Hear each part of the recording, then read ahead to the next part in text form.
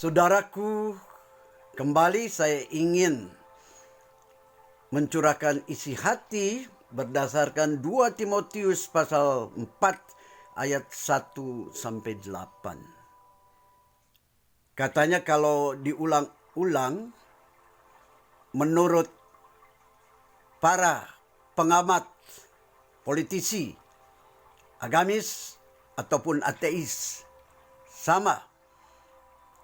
Sesuatu yang bohong diulang-ulang menjadi sesuatu yang dibenarkan. Tetapi tentunya saya akan kontra itu. Bahwa pada waktu saya mengulang 2 Timotius pasal 4 ayat 1 sampai 8. Yang tekanannya di ayat yang kedua itu beritakanlah berita yang baik. Adakah waktu itu waktu yang tidak baik?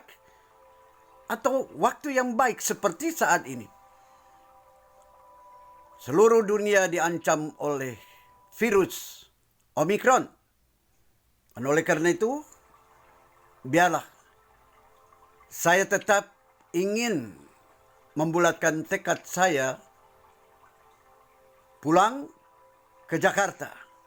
Aku akan kembali. Seperti yang saya katakan juga, saya setelah dengan rela mengikuti apa yang disebut karantina. Tetapi karantina yang tidak berbayar karena saya adalah pejabat rohani. Pakai pejabat rohani. Dan saya berani menyatakan itu bahwa di luar negeri pun saya bukan mencari kehidupan, tetapi saya tetap menjalankan tugas sebagai rohaniwan Kristiani. Di dalam satu kelompok kecil, bukan kelompok gereja besar, tetapi kelompok kecil yang kemudian saya ingin tetap menjalankan fungsi jabatan rohaniwan. Tetapi untuk menjadi sesuatu yang adil, maka saya katakan bahwa saya tidak mampu untuk membayar yang namanya karantina di hotel-hotel. Terlalu mencekik itu Pak Luhut dan Bapak Presiden Jokowi. Yang dikenal tegas, yang dikenal juga saat ini anti korupsi.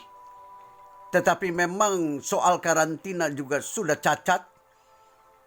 Karena bagaimana disebutkan bahwa ada yang namanya wakil rakyat, pejabat negara yang kemudian dibebaskan untuk mempunyai karantina di rumah sendiri.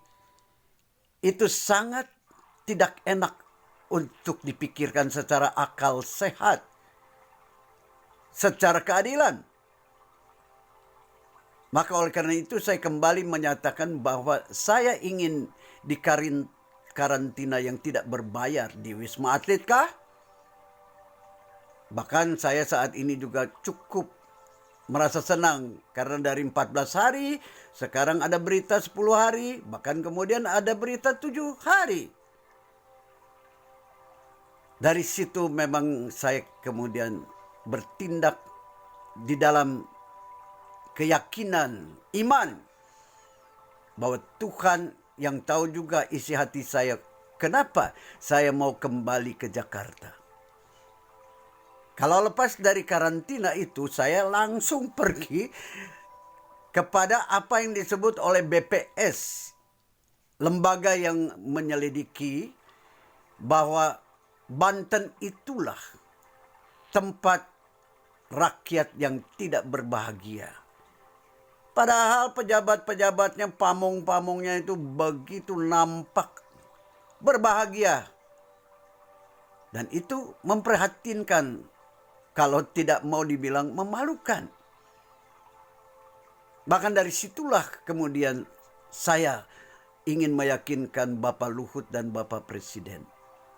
Saya akan pergi memang ke daerah Banten untuk kembali menyatakan di dalam Matius pasal yang ke-5 ayat 13 sampai 16. Itu merupakan pokok daripada segala agama, pemimpinnya, umatnya.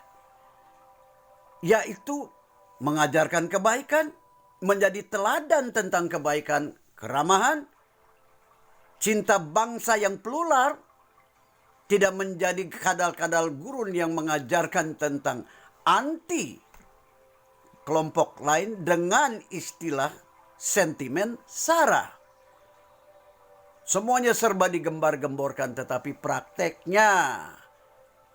Oleh karena itu saya juga mengatakan kepada para pemimpin umat segala agama, ya janganlah meminta yang namanya kemudian Anda mempunyai pengecualian yang memalukan. Tetap akan dikarantina di tempat yang tidak berbayar seperti Wisma Atlet. Dan jadilah Anda dan Andi itu sebagai teladan warga rakyat yang baik, yang ikhlas untuk dimasukkan karantina tidak berbayar. Lalu saya akan bagikan juga bagaimana saya akan pergi ke tempat yang penuh ketidakbahagiaan. Padahal Wisma Atlet itu adanya di Jakarta, yang memang ternyata sangat menyakitkan tentunya para pejabat gak benar. Walaupun halus, kata-katanya begitu lembut, ternyata pada akhirnya toh rakyat Jakarta kecewa. Karena yang disebut pemimpin gak benar itu tetap bicaranya halus, pandai bermain kata, tidak berbeda hanya dengan bulus-bulus. Dan para presenter juga dari yang namanya YouTube saat ini nampaknya halus, tetapi bulus. Dan pada akhirnya merekalah yang mengajarkan kebohongan. Tetap Yeremia pasal 6 ayat 13. Dari yang kecil sampai yang tua bangka senang mencari untung. Dan para nabinya, itu satu istilah, bisa dikatakan para ulama segala agamanya mengajarkan tipu-tipu. Tetapi lagaknya begitu halus, penuh dengan haru. Yuk kita saksikan kembali. Ada beberapa bagian yang saya akan tekankan. Setelah saya begitu berinteraksi di Wisma Atlet yang tidak berbayar itu, berkenalan dengan tentara prajurit-prajurit yang kemudian memberikan kepada saya tanda cintanya. Bahkan ketemu dengan Windy, kalau tidak salah dari Flores, tukang asongan, di mana saya memang kembali sebagai pemimpin umat Kristiani. Kontak dengan Arsena yang menjual rempeyek. Anda bisa lihat, seorang yang namanya pemimpin umat segala agama harusnya memang mempunyai moral yang beres. Windy nampaknya senang karena saya juga memang membeli ya barang-barang yang disodorkan para asongan itu, termasuk Asia yang disebut Bahenol Bohai. Nah, disinilah indahnya pada waktu saya ada di Wisma Atlet yang tidak berbayar. Tengok, Asia dengan temannya mencoba menjual sedikit barang-barang asongannya. Sangat menyakitkan karena memang di Indonesia lah, antara yang kaya dan yang miskin papa itu, seperti Arsena ini, sangat nyata, bukan fitnah, bukan omong kosong, wahai ulama segala agama. Dan disinilah betapa teganya kalian itu bisa menghasut. Sehingga sentimen sara saat ini begitu kuat melalui pemimpin agama. Saya juga bisa melihat, bukan berarti kelompok yang namanya agama saya itu tidak menjalankan sentimen sara. Berkenalan dengan santri di satu kamar di Tower 8. Tetap memang saya katakan kan, ya, Amirullah, stop itu ngerokoknya. Dia pesantren dari Pulau Mandangin di Sampang. Ini Jeffrey Latumahula kalau tidak salah. Jeffrey pun mengatakan bahwa dia kerja di Abu Dhabi. Sedangkan ya santri Aminullah itu kerjanya di Arab Saudi, bagian wisata, tetapi kemudian dia bangkrut, tidak mempunyai hasil. Pulang ke Indonesia memang patut untuk menerima yang namanya tempat karantina tidak berbayar. Bahkan saya yang memberikan juga uang untuk dia bisa membeli hijab katanya, ya. Apa artinya tuh jilbab, karena waktu itu belum lebaran. Indah Jeffrey bisa tidur bersama. Jadi Wisma Atlet yang tidak berbayar bagi saya itu adalah satu pelatihan moral. Bagaimana sebagai seorang pemimpin rohani.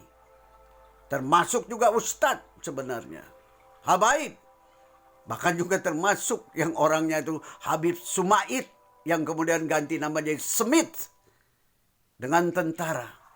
Saya bisa berinteraksi. Di dalam cinta. Bahkan kemudian saya berkenalan dengan prajurit yang bernama Adang, yang bernama Fausan, yang bernama Iksan, dan Cibabat juga, Bandung, Cimahi. Lalu mereka pun memberikan tanda cinta kepada saya. Kembali ke Indonesia untuk melihat bagaimana dihancurkannya daerah Lebak oleh orang-orang yang sok beragama tetapi moralnya sangat menyakitkan. Memang sebuah situ memasuki daerah Lebak itu sedang dikeruk karena pendangkalan yang luar biasa. Doakan agar saya sebagai yang namanya pemimpin umat Kristiani yang kecil boleh juga berbagi cinta kepada daerah Banten, Desa Cimaung, Desa Cimarga. Pada saat saya juga membagikan bagaimana yang namanya bukit-bukit pasir putih itu dirampok habis-habisan oleh cukong-cukong. Tetapi bagaimana cukong itu bisa menghabiskan gunung-gunung pasir itu? Kalau tidak ada pamong-pamong yang memang juga rusak mentalnya. Kiranya yang Anda bisa lihat, Anda bisa kejar. Jual pasir stok kering. Bagaimana tanah air kita bisa dihancurkan. Bukan oleh Belanda, wahai para Indonesia yang sok punya tanah air. Bukan oleh penjajah Belanda. Seperti Soekarno mengatakan yang lebih berat adalah melawan pengkhianat penjajah bangsa kita sendiri. Ini kenyataannya. Doakan supaya si Andi bisa pulang untuk kemudian mencintai rakyat yang saat ini disebut paling tidak berbahagia.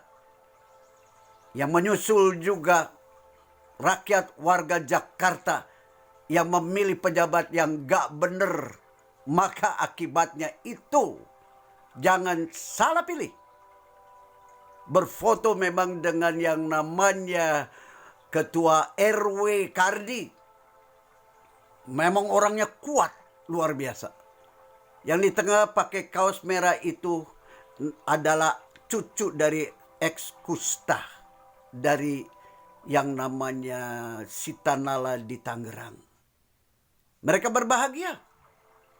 Karena saya membelikan ikan asin dan juga beras.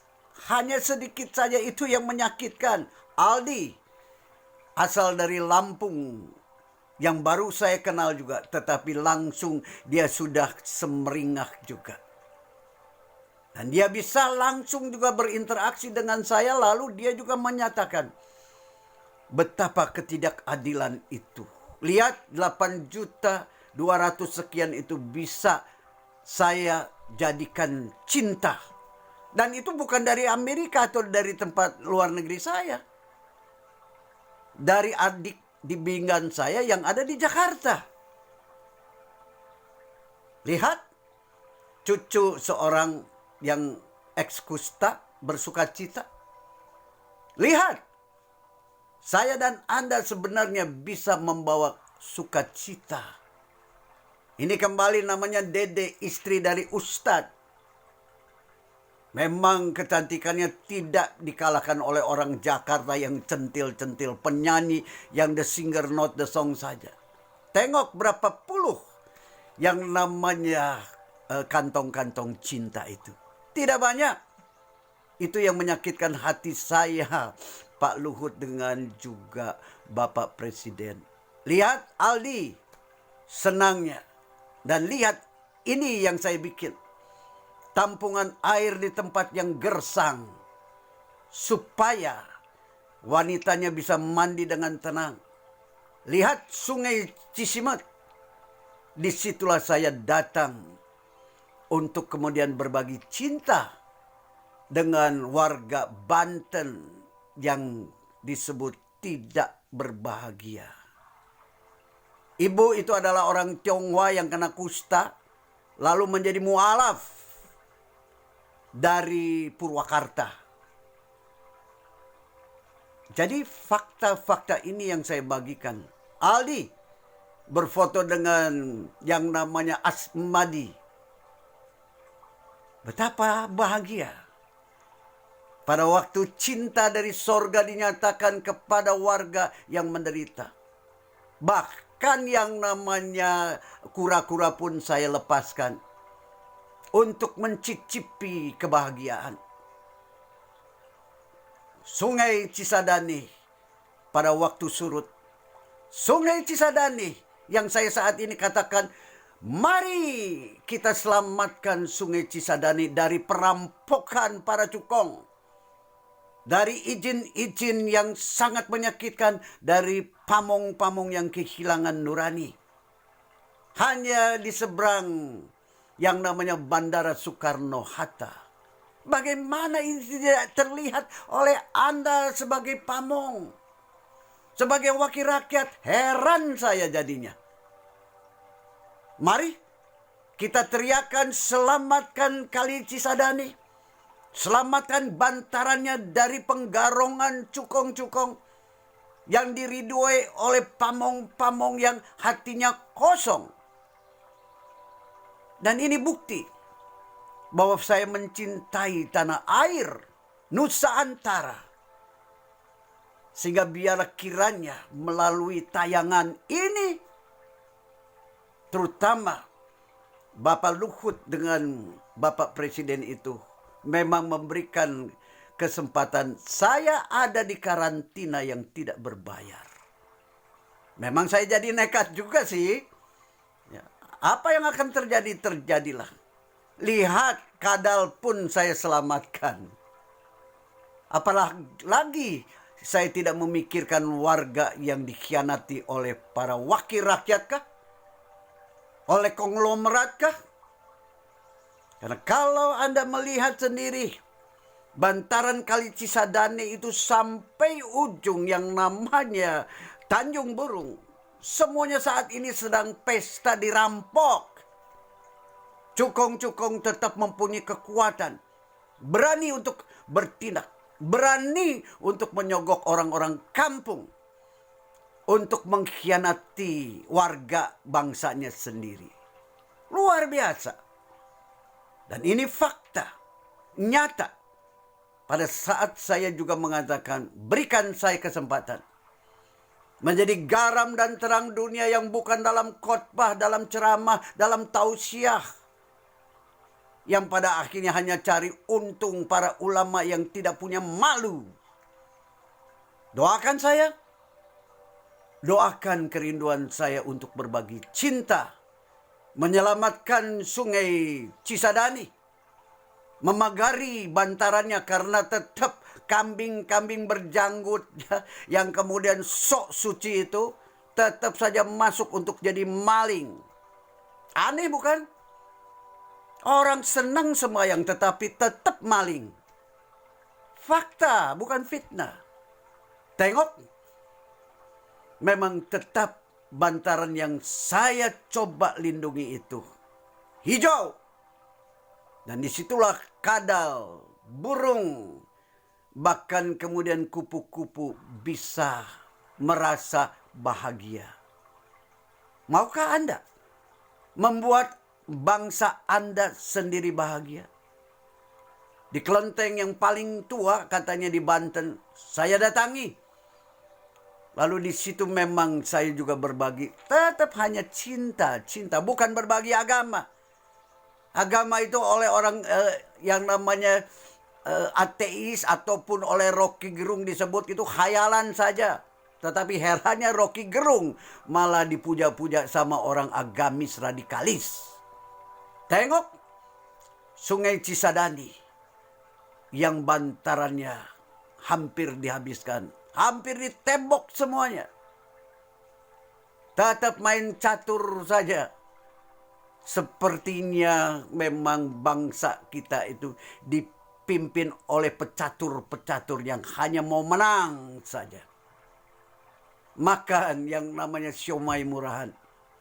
Saudaraku, biarlah ini merupakan gambaran fakta bahwa saya ingin pulang ke Jakarta kembali untuk kemudian meneruskan cinta dari sorga itu kepada rakyatmu yang papa tidak bahagia, kepada bangsamu yang selalu juga dikhianati oleh para pamong yang tidak mempunyai hati karena kasihnya kosong.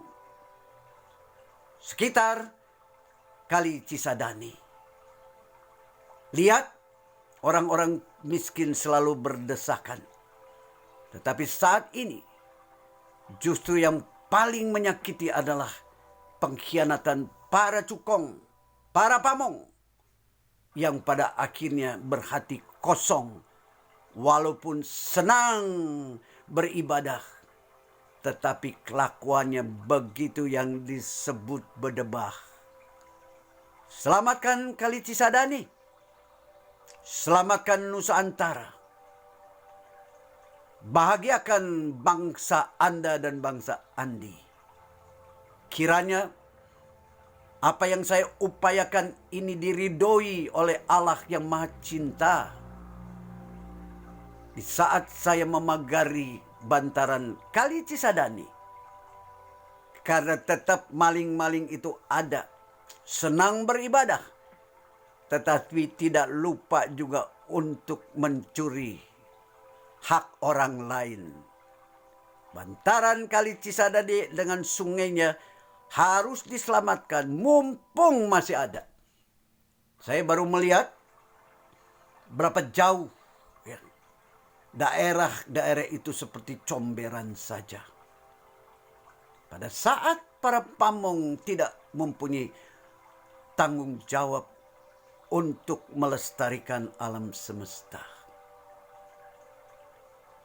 Kiranya Tuhan menyadarkan kita semua.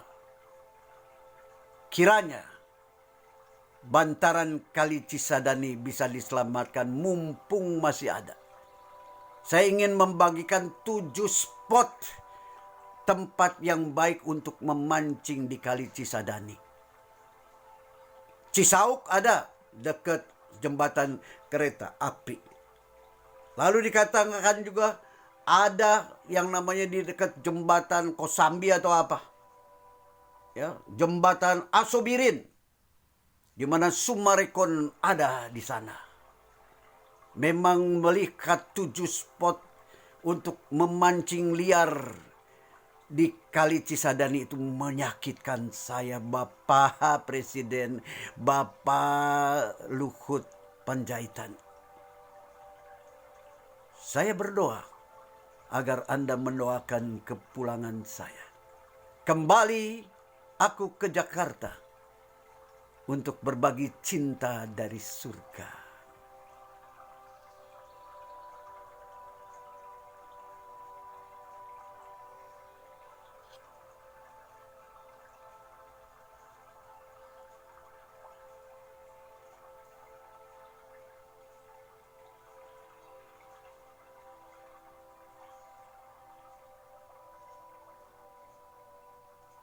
Suami istri yang benar-benar punya dedikasi menjaga secuil bantaran di desa Kelor, di mukanya Bandara Soekarno-Hatta.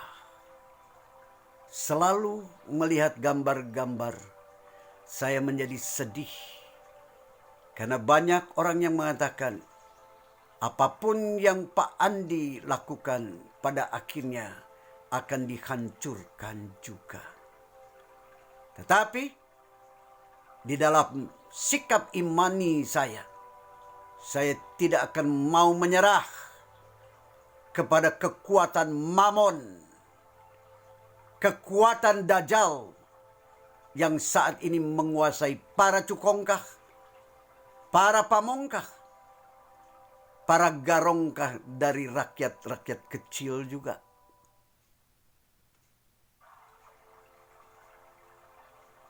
Tuhan, inilah doa hamba untuk penyelamatan Nusa Antara, penyelamatan Kali Cisadane,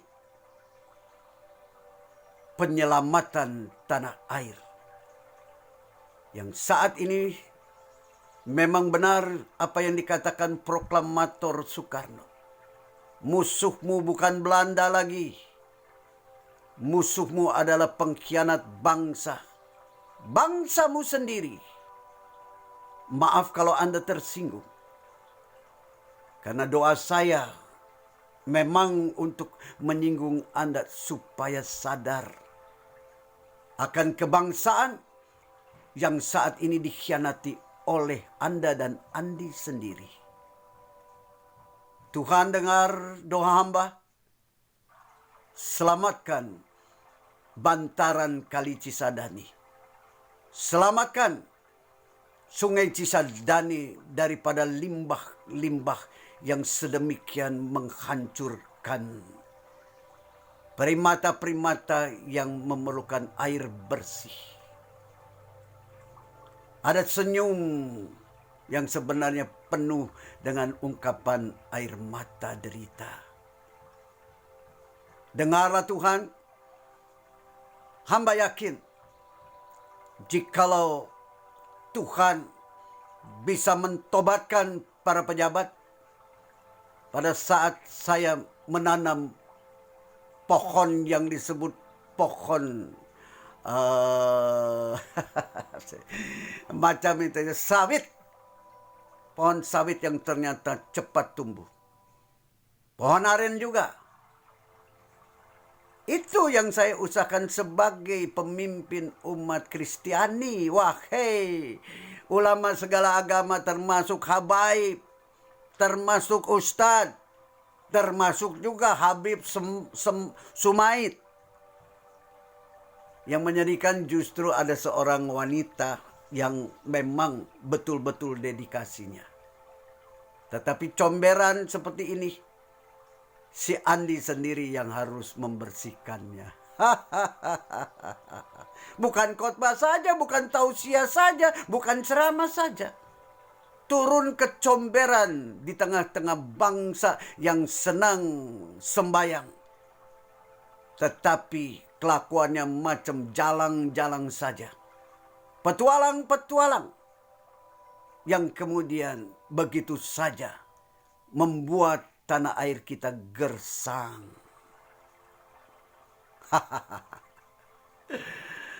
Ini yang namanya justru saya sudah lupa namanya, kalau nggak salah ya Pendi atau Udin, si Udin.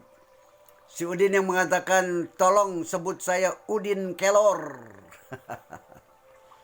Dia mau membantu saya memagari secuil bantaran Kali Cisadane yang harus Anda dukung penyelamatannya mumpung masih ada waktu. Lihat Kali Cisadane yang dahsyat. Kata Aryo, anaknya pendekar Kali Pesanggerahan, Haji Khairuddin. Lihat betapa cantik dahsyatnya Sungai Cisadane yang saat ini sedang dihancurkan. Lihat Itulah jeritanku kepada Allah yang di sorga maha cinta. Ya Tuhan, bolehkah hamba berdoa untuk penyelamatan Kali Cisadane yang bantarannya saat ini dirampok habis-habisan oleh para cukong, yang diridoi oleh pamong-pamong yang hatinya kosong. Tetapi tidak juga dipungkiri, rakyat miskin, rakyat jelata juga ikut menggarong.